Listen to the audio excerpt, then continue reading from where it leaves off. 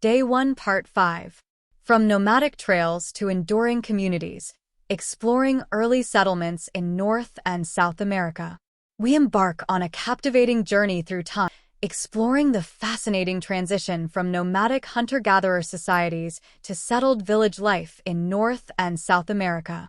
This shift, marking the dawn of permanent settlements, revolutionized human societies in profound ways. We'll delve into the factors that led to the emergence of villages, analyze the diverse architectural styles that emerged across the continents, and explore how these permanent settlements fostered the rise of complex social structures. From mobile to permanent, a tapestry of transitions.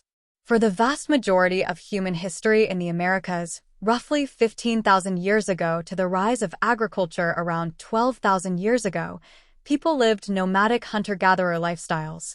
However, unlike a single, uniform transition, the shift to permanent settlements unfolded in a mosaic pattern across North and South America. Here are some key factors that likely contributed to this emergence. The rise of agriculture. The domestication of plants like maize, corn, beans, and squash in Mesoamerica and squashes, gourds, and various tubers in the Andes created a reliable and predictable food source. This allowed communities to settle in one location for longer periods, eliminating the need for constant movement. However, the timing and specific crops domesticated varied significantly between North and South America. Environmental adaptation. Specific environmental conditions played a crucial role in shaping the rise of villages. In regions with fertile floodplains like the Mississippi and Amazon River valleys, or areas with predictable seasonal changes, agriculture flourished, leading to the development of resource abundance. The availability of resources like fish, shellfish, and storable wild plants also influenced the emergence of villages. Coastal communities in North America, for example, benefited from the abundance of marine resources, allowing them to establish permanent settlements near the coast. A continent of diverse dwellings. Architectural adaptations. The architectural styles of early villages in North and South America varied considerably depending on the available resources, environmental factors, and cultural preferences. Here are some fascinating examples. Earthen mounds and villages. In North America, particularly in the eastern woodlands and Mississippi Valley, societies like the Poverty Point culture constructed impressive earthen mounds. These mounds, often associated with settlements and ceremonial centers, were built using layers of basket-loaded earth. Villages surrounding these mounds were typically composed of semi-subterranean houses or wattle and daub structures. Cliff dwellings. In the arid regions of the American Southwest, the ancestral Puebloan people, commonly referred to as the Anasazi, constructed remarkable cliff dwellings. These multi-story structures were carved into the cliffsides, offering protection from the harsh environment and potential enemies. Chickees and shell middens.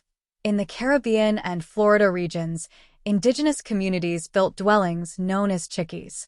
These thatched roof structures were constructed on wooden platforms, often elevated for protection from flooding. Coastal communities also formed extensive shell middens, accumulations of shells and other debris, which sometimes functioned as foundations for dwellings or ceremonial structures. Andean villages. In the Andes Mountains of South America, early societies like the Chinchorro and Valdivia cultures built villages using locally available materials like reeds, mud brick, and stone. These villages often contained circular or rectangular houses, reflecting the diverse architectural traditions across the region. From bands to hierarchies, the rise of complex social structures. The transition to permanent settlements fostered the development of more complex social structures in North and South America. However, the nature of these social structures differed depending on the specific region and cultural traditions.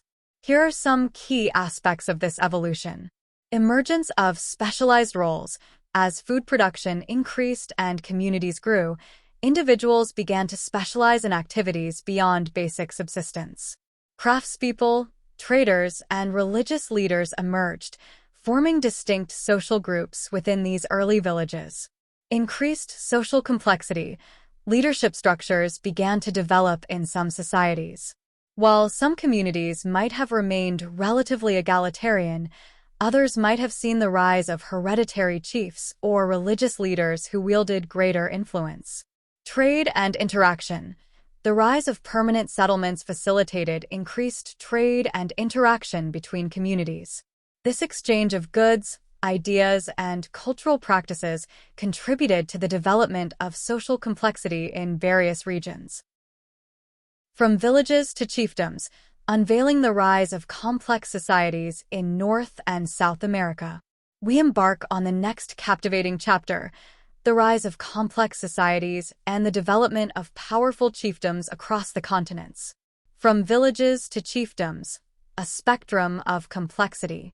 The transition from villages to complex societies in North and South America unfolded in a diverse and dynamic fashion. Unlike some regions in the Old World that witnessed the rise of vast empires, the Americas developed a spectrum of complex societies, with chiefdoms emerging as a prominent form of social organization. Here are some key features of these chiefdoms. Emergence of elites. As societies grew more complex, powerful elites emerged wielding significant influence over social, political, and religious spheres. These elites might have been hereditary chiefs, religious leaders, or wealthy landowners who controlled resources and decision-making processes. Social stratification. Societies became more stratified, with elites occupying a higher social position compared to commoners, farmers, artisans, and specialists. This stratification could be based on factors like lineage, wealth, or control over religious authority. Monumental architecture. Chiefdoms often embarked on impressive construction projects. Mounds, plazas, temples, and ceremonial centers were constructed as symbols of power and social cohesion. These structures served as focal points for religious rituals, political gatherings, and trade activities. Spotlight on North American chiefdoms. Mississippian culture. Flourishing in the eastern woodlands of North America around 800 CE to 1500 CE, the Mississippian culture is a prime example of complex chiefdoms. Centers like Cahokia, with its monumental mounds and plazas, housed a large population, skilled artisans, and a powerful elite class. Hohokam culture. In the southwestern deserts of what is now Arizona, the Hohokam culture, c. 300 BCE to 1450 CE, developed a sophisticated canal irrigation system to support agriculture. Their society featured distinctive ball courts, village settlements, and a complex social hierarchy. Spotlight on South American chiefdoms. Moche civilization.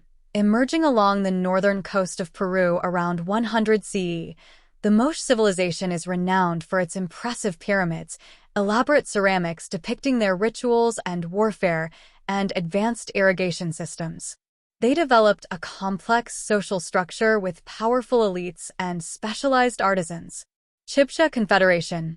Inhabitants of the Colombian highlands from around 800 CE to 1600 CE, the Chibcha people formed a loose confederation of chiefdoms.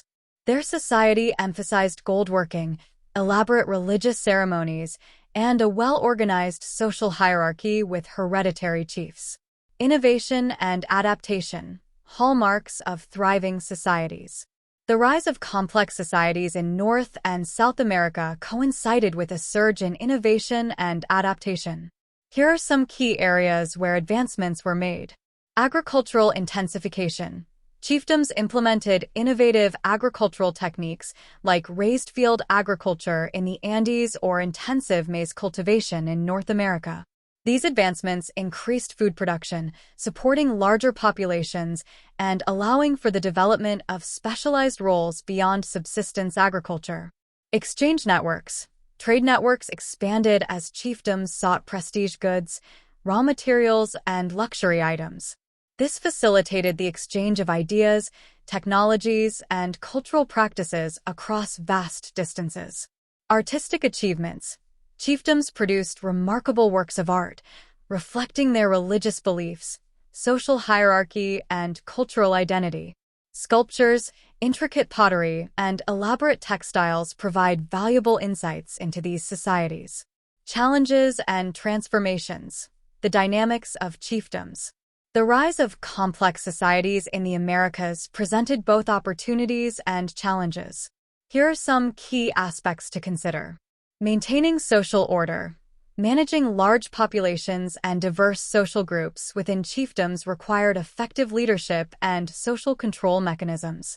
Elites employed various strategies, including religious rituals, warfare, and redistribution of resources to maintain social order. Competition and warfare. Competition for resources and power sometimes led to warfare between chiefdoms. This warfare could disrupt trade networks, lead to population displacements, and even contribute to the collapse of some societies. Environmental pressures. Intensified agriculture and population growth could put a strain on resources. Deforestation, soil erosion, and changes in water availability were potential environmental consequences that some chiefdoms faced. A legacy that endures. The enduring impact of chiefdoms. The rise of complex societies and the development of chiefdoms left an enduring legacy on the social, political, and cultural landscapes of America.